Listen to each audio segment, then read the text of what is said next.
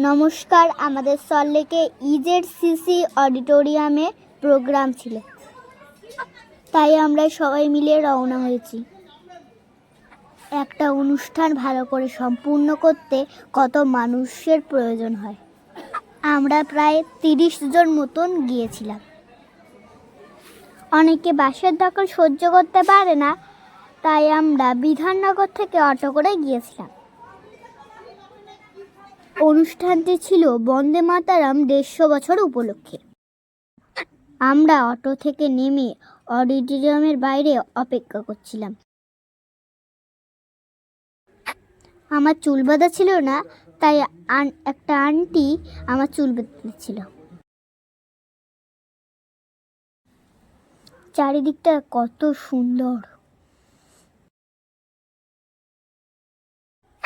ওখানে গিয়ে আমরা একটু সময় পেয়েছিলাম, তাই স্যার আবার বুঝিয়ে দিচ্ছিল কে কি পারফরমেন্স করবে।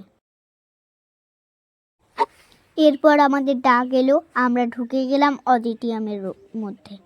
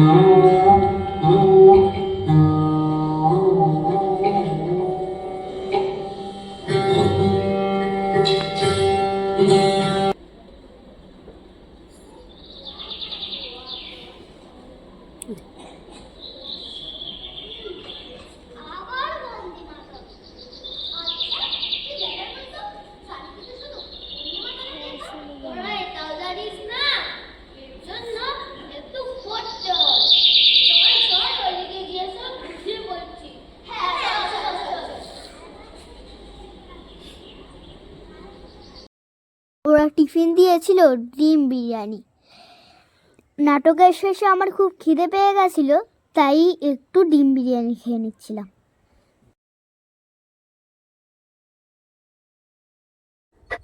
এরপর বাড়ি ফেরার পালা। টাটা বন্ধুরা।